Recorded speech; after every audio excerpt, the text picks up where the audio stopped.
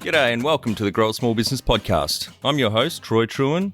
Each week, we speak with an owner who has grown a business with 5 to 30 team members to something bigger.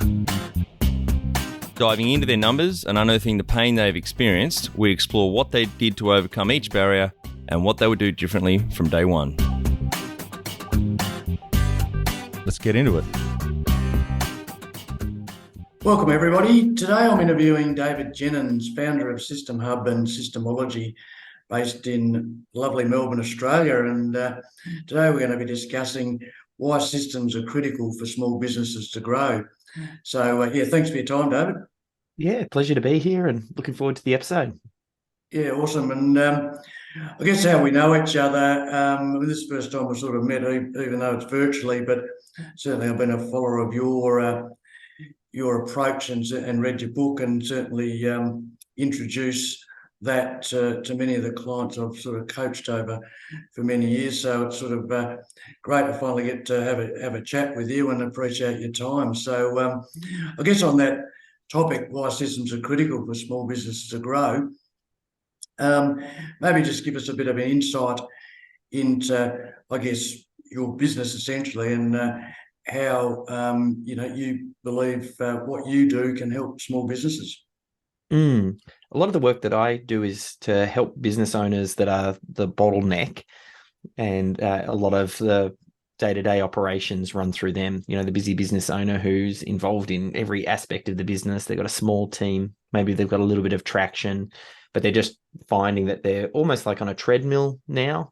They're just kind of stuck answering the same questions, supporting prospects, clients, and the team, and they're struggling to break out of that. And for me personally, and also for a lot of the clients that we've worked with, we found the way out of it is to use systems and processes to document some of the recurring, repetitive, essential, delegatable tasks, so that way they can be delegated down to team members to free up the highest skilled team members, oftentimes people like the business owner, to work on only the tasks that they can work on.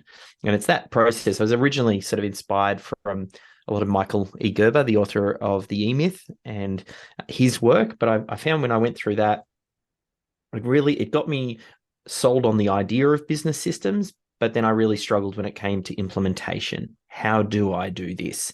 And that's where the work that I focus on sort of begins. And that's really, well, what are the first few systems we should get into place, and how do we extract and document that information? And it really is the catalyst for building a systems-driven culture, starting to change the way that the business is run and does things, which then starts to build a much more scalable business.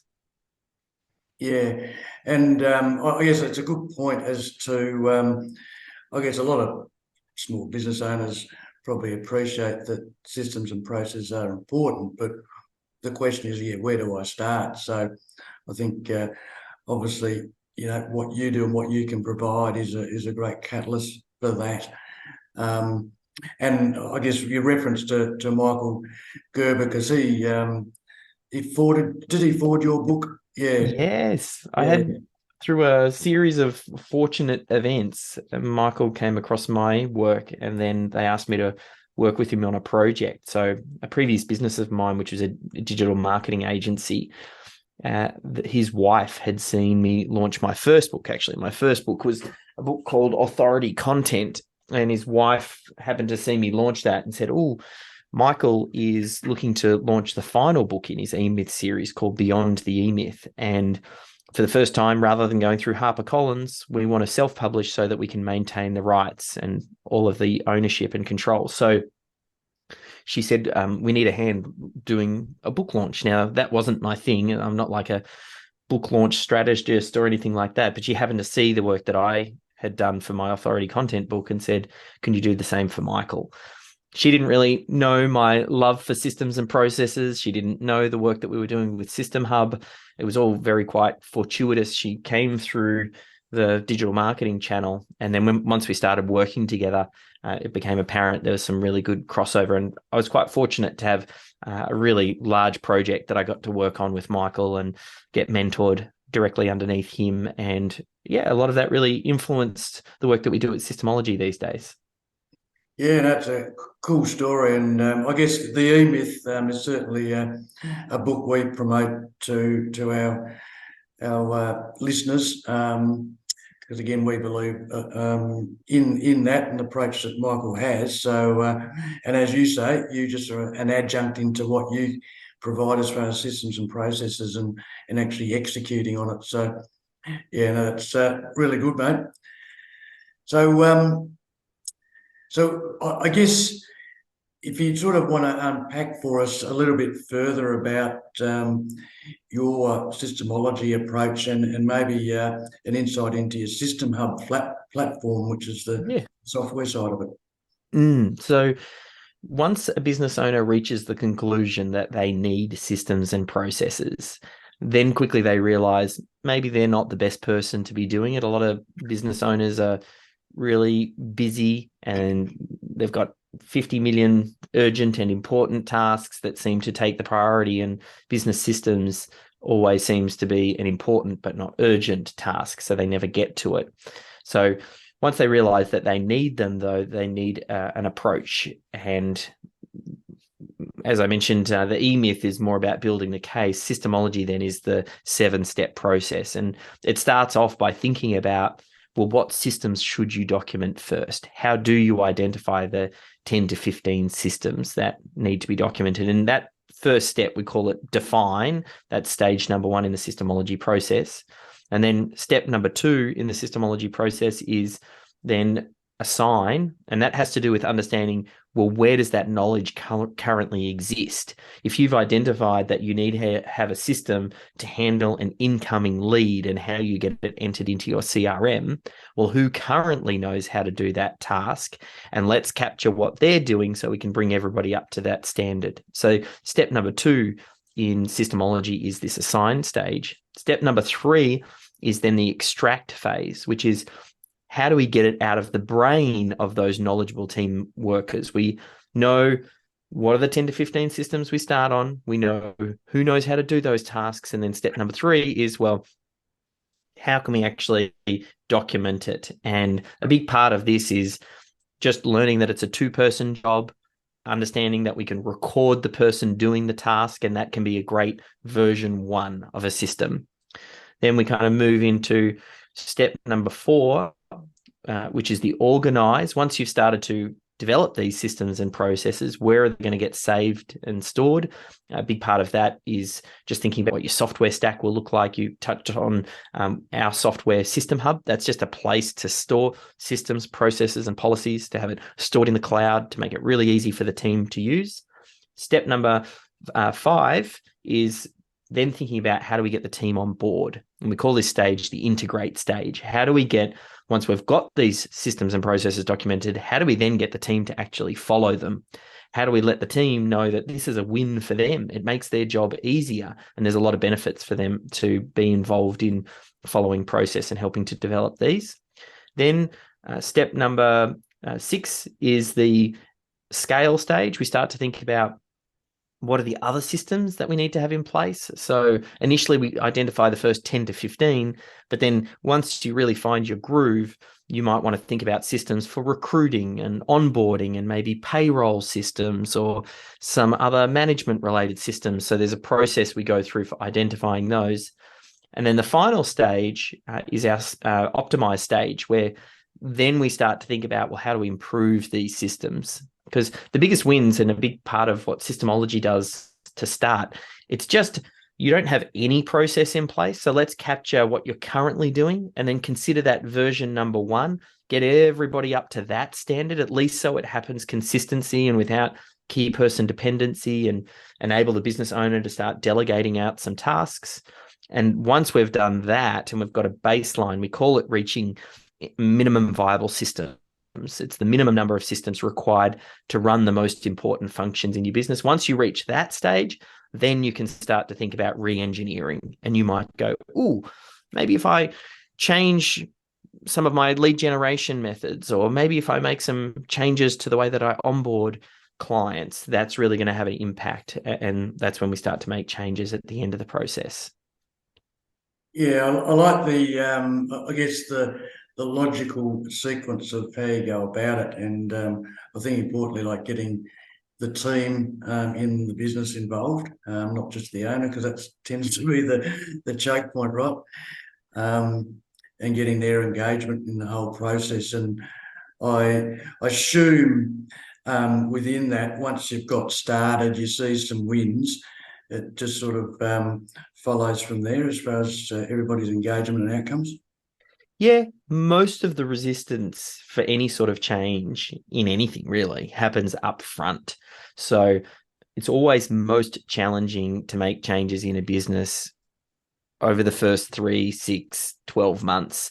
So it's about getting over that hump and sticking with it until you start to see the results. Because systems also have this compounding effect where you might create a system and a process and you get a little win. Maybe it saves you 5 minutes each week and reduces some errors, and just one little system, you might not even notice it. But it's once you layer 5, 10, 15 systems that are really core to your essential parts of work and delivering that product or service, then it's like a snowball and the benefits start to build up. So it's because of that lag time that some people like abandon the process too soon. Maybe they try and do it and they get stuck and their team don't follow the process, and they say, what's the point of documenting something if my team's not going to follow it anyway?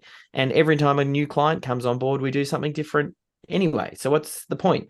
It's some of that initial resistance or some challenges that they might have that get people to abandon this exercise. But if you just stuck with it a little bit longer, you would then get all of the results that you were hoping you would get from systemization. It's just not immediate. So that's probably one of the biggest challenges, is especially for a business owner who doesn't see themselves as a systems person, is how do we get them to stick with it till the point at which they get great results? Find it hard to define a clear strategy, then communicate it and execute it alongside the rest of your team? Or you currently don't work a simple quarterly strategic plan to boost your team's performance? Our Business Growth Formula online course is perfect for small business owners with 5 to 30 team members wanting to grow. We share the mindsets, habits and tools to be a legendary leader in your business. growsmallbusiness.com. Yeah, I think as you alluded, the discipline around that, which sometimes goes astray with small business owners, just in the world when they're running their business, right? So, like anything, it's just that discipline and consistency. And I guess, as you say, the systems that come out of going through this process actually, I guess, compound and allow, leaders, business owners, managers to actually spend more time doing the more important stuff. So a real catch-22 though, isn't it, in practicality? Yeah. We try and navigate through that process. I mean, that is the game of business, is continually delegating down tasks to free up higher skilled team members to work on the highest value tasks. It's where high skilled team members get caught up in doing repetitive tasks where they're not necessarily adding much value, where you're kind of wasting their talent. And that's the problem that we try and solve here. Sometimes introducing like virtual assistants can be a great way to do it. I mean, if you get a virtual assistant involved in watching you do a particular task, recording you doing the task, helping to develop some documentation, they can oftentimes identify parts of the process that they can do. And they say, oh, you know how you connect with your target audience on LinkedIn to find prospects? Oh, well, I can do that. I can help you build lead lists. And hey, great, you've just shown me how to do it, and I've done the system. Well, they can take a chunk of that work off you. So I find that's a great first step oftentimes, is to get a virtual assistant that can try and take some of the busy work off that is still essential and repeatable to your business, to then again try and free up the business owner to work on the higher value tasks. Yeah, that's a great little tip. And I think virtual assistants, especially in small business, somewhat underutilized or not even aware of the value. And I guess you mentioned sort of that sometimes a challenge is getting over that initial hump of change. So obviously a virtual assistant is probably one initiative. Is there any sort of others that you'd recommend just to get started to help the process? The biggest one and it's probably something that I'm focusing more and more on. The more businesses that we've worked with is, and the ones that have success, oftentimes identify what we call a systems champion. And maybe that ends up being the virtual assistant, but you really need someone who spearheads this initiative and they keep it front and center, because the business owner and some of your best team members are always very busy. And as we said, systems are always important, but not urgent. So they're always further down the to-do list and they often never get to them. So yet the cumulative effect that happens from systems are like building an asset, and at some point the asset will start paying off.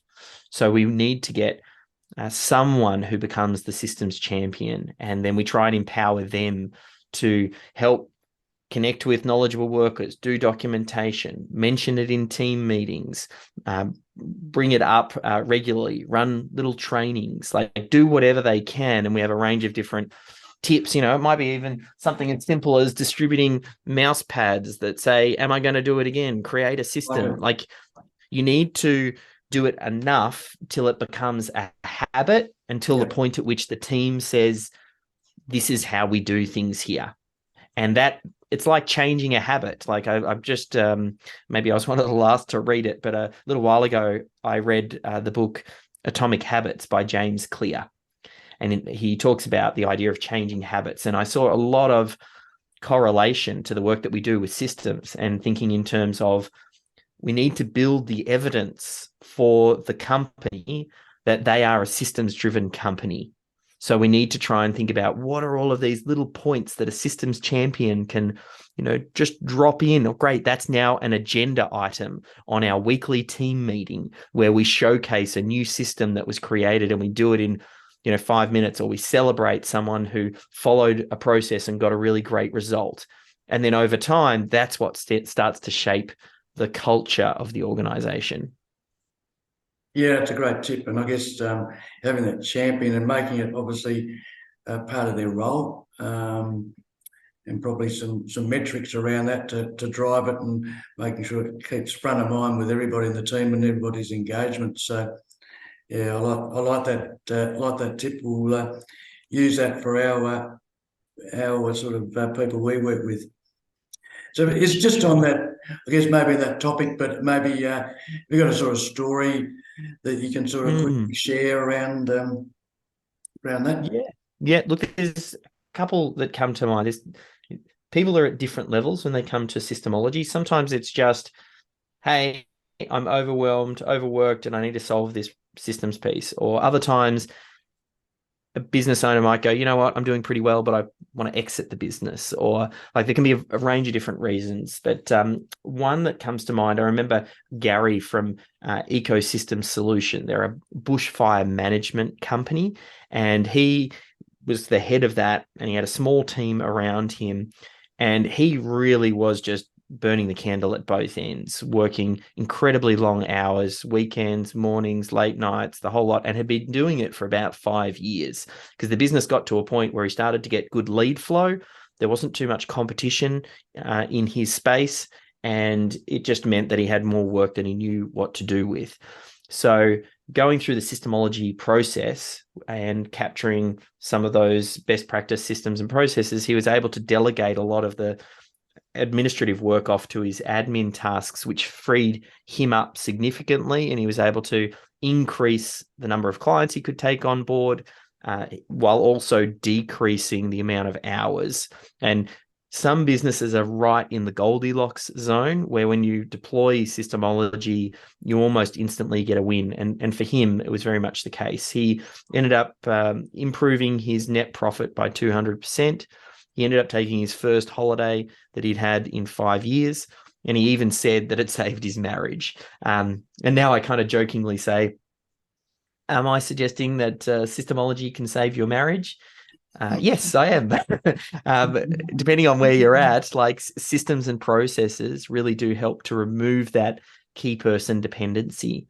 But then there are other stories. I remember Jeanette Farron from Diggy Doggy Daycare. She had been in business for 13 years and she was looking to exit the business. She knew that two key drivers for getting top valuation was financial performance and systems and processes. Basically, can we de-risk the purchase for the buyer by saying we don't have key person dependency because we've identified our systems and processes, and you can plug anyone in and get them to follow the process. So she went through, it was over the course of about 12 months, and fully documented her business, and then ultimately ended up selling to a company listed on the ASX, Petstock, and they purchased the company.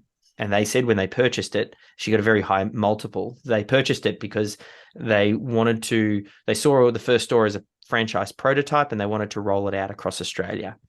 And they're going to add these Diggy Doggy daycare centres to their Petstock stores, and then just have them as like a business within a business. So that idea of exiting a business and getting top dollar really centers around having great systems and processes. And there's loads of stories that we share in the book and on the website where building a systems-driven culture can really have a profound impact on so many different aspects of the business. Yeah, and I'm glad you mentioned that because, as you say, you're building a business and embedding value into it, and not just a job, because you don't have systems and processes and it's all the owner's head, then you've got a job essentially. So building a fair bit of value, and it's a good illustration and a good story. So just to wind things up, David, I guess where do our audience, small business owners, what's the sort of first step for them to sort of get on this systems journey? Yeah, look, the first thing, like, I'm a bit biased, they can head over to Amazon and they can get themselves a copy of the book, or Audible if you like to listen, and it'll take you through the 7 steps. But even if we strip away that, if you just, firstly, if I've lit the fire underneath you to believe that systems are possible for you, even if you don't see yourself as a systems person, it's quite natural for the business owner to not feel like a systems person. That doesn't mean you can't own a systems-driven business. And maybe you've tried it in the past and it's failed, but there is a better way to do it. It really all starts with identifying the 10 to 15 systems that you should start with. It's a matter of prioritization. This is applying the 80-20 rule. What are the 10 to 15 systems that deliver the bulk of the result for the business when you deliver your core product or service? And if you just start there and focus on capturing those systems, and then think about how some of those steps can be delegated down, you'll be well on your way. That's really the key. Systems are so transformational for a business that hasn't yet got it nailed, and it is well worthy of pursuing this and getting it built inside your business. Yeah, that's a great tip, and you know it, I know it, that it makes such a profound difference on a business. So hopefully on the back of this, our listeners will understand that and take some action. So, thanks so much for your time today, mate. And, it's been great talking to you. Thanks for that, Michael. We'll talk to you soon. That's it. Thanks for listening. Please leave a review in iTunes or whatever platform you listen to us on. It means more small business owners will find our cast and help people with their business growth journey.